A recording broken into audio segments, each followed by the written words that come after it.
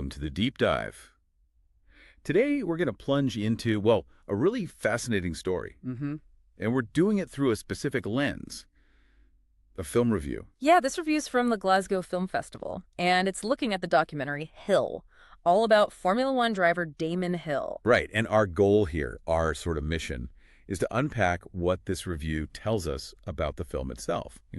How it portrays Damon Hill's journey, especially that road to winning the 96 F1 Drivers' Championship. Exactly. We want to pull out the key insights, the narrative points the film seems to be making, at least according to this reviewer. And it sounds like it's much more than just a racing doc. The review makes that pretty clear. Oh, definitely. It covers his early stuff like motorbike racing, obviously that massive rivalry with Michael Schumacher. Yeah, I can't forget that. His wife Georgie, their relationship, which seems central, and also the huge impact of, well, 2 major deaths in his life. And the review, it does a really good job setting the scene, the context for Damon entering F1 back then. What does it say? Well, it talks about this era of drivers with, and I quote, luxurious mustaches or bushy brows, and driving cars that looked like matchboxes on wheels. And crucially, the danger level was just inordinately higher than today. It really puts you in that 90s F1 world. Right, a very different time.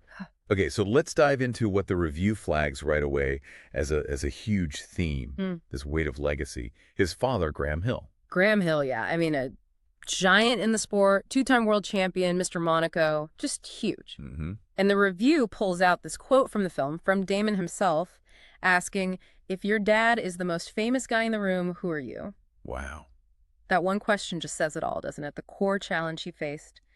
How do you even begin to step out from under that kind of shadow? And Graham sounds like he was quite the character himself. That distinctive look, the mustache, very charismatic, apparently. Very. And his death, in that plane crash when Damon was only 15, the review marks that as absolutely pivotal. Right. That seems to be the moment that made Damon step back and maybe reconsider his own path in motorbike racing at the time. So how does the film actually tell this story? What's the approach according to the review? Well, it sounds like a mix. You have the sort of standard talking heads Damon and Georgie, apparently often filmed against a Williams blue backdrop, which is a nice touch. Yeah, symbolic. But then it blends that with loads of archival footage, race footage, obviously, but also, and this sounds key, really personal home videos. Ah, okay. And the reviewer seems to think that combination is what really works. Exactly.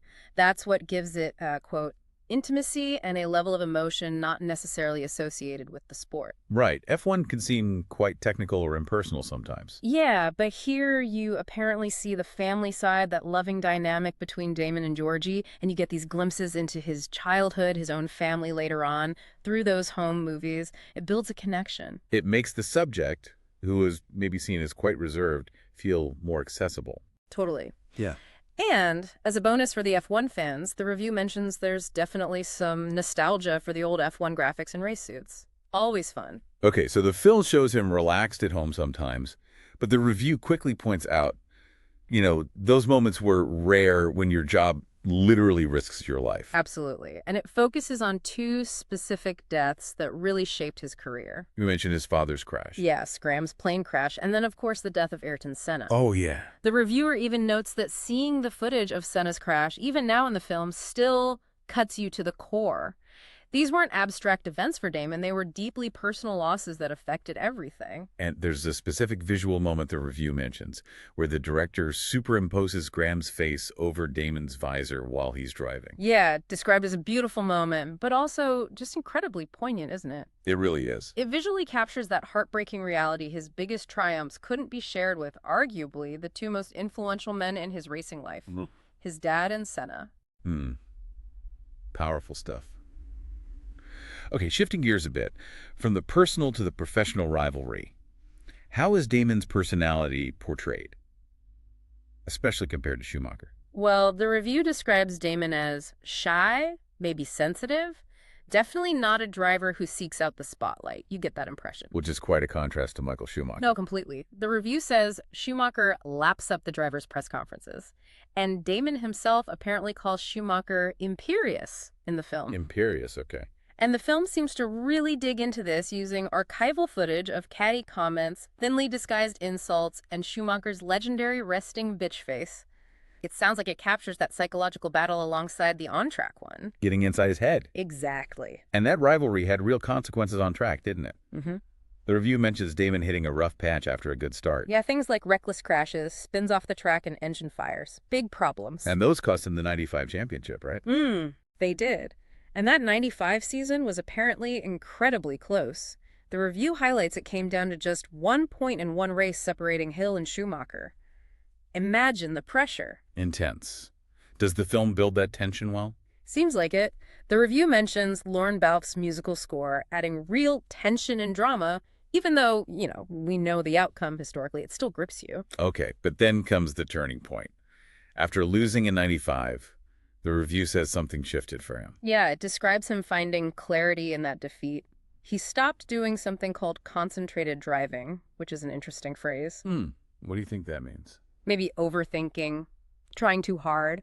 Hard to say exactly from just the review, but it suggests a change in approach. Okay. And instead, he leaned into the spirit of his father and, of course, Ayrton Senna, drawing inspiration, maybe finding a different kind of focus. more intuitive, perhaps? Possibly, and whatever it was, it clearly worked for the 1996 victory. And how did that victory land in the film screening? The review says it was met with rapturous applause and whooping cheers at the festival, so it definitely connects emotionally with the audience. A real underdog triumph feel, maybe. And it ties into his own acknowledgement of self-doubt, doesn't it? Yeah. The review says this doubt was there at his lowest points and at the peak of his career. Right. It wasn't something he just suddenly overcame. It was part of the whole journey, which makes the victory even more meaningful, perhaps. The review even gives this visual detail.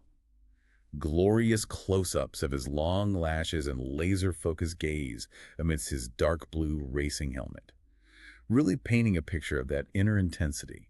Yeah, it sounds like the film really tries to get inside his head, visually and emotionally. So, if we pull it all together, what's the film's core message, according to this review? It seems to be about showing, very honestly, all of the loss and doubt that plagued Damon's career, really laying bare the challenges. But not just dwelling on the negative. No, absolutely not. It balances that by highlighting the love and belief that helped it cross the finish line, the support system, the inspiration he drew on, finding that self-belief eventually. Family, legacy, belief. Exactly. And the reviewer wraps it up pretty powerfully, saying the film is ultimately proof that nice guys don't finish last. I like that. A good takeaway. Yeah. It suggests you don't have to be absolutely ruthless, maybe like the imperious Schumacher, to succeed at the highest level. So this whole deep dive, guided by the review, really maps out Damon Hill's story, battling that enormous legacy, dealing with profound loss, going head-to-head with a fierce rival, and maybe the biggest battle, fighting his own self-doubt. And achieving the ultimate prize in F1 through all of that. It's a motorsport story, sure, but the themes feel much broader, don't they? Totally universal. The impact of family, of mentors, even those who aren't there anymore, how sometimes setbacks can actually lead to clarity. Yeah, and that internal struggle we all face, really, when we're trying to achieve something significant. And for anyone wanting to see the film itself, the review mentioned it premiered at Glasgow Film Festival and is heading to Sky, UK, and Ireland. So keep an eye out if you're there. Sounds like it's worth watching. Captures the speed, but also the human story. Definitely. And it leaves us with something to think about, doesn't it? Pulled right from Damon's story. How much do the legacies of others, people from our past, present, or just in memory, how much do they really shape our own path? That's a big question. And maybe also, how important is it to actually confront our own doubts rather than just push more away if we want to reach our own potential, our own peaks? Good questions to ponder. Until our next deep dive.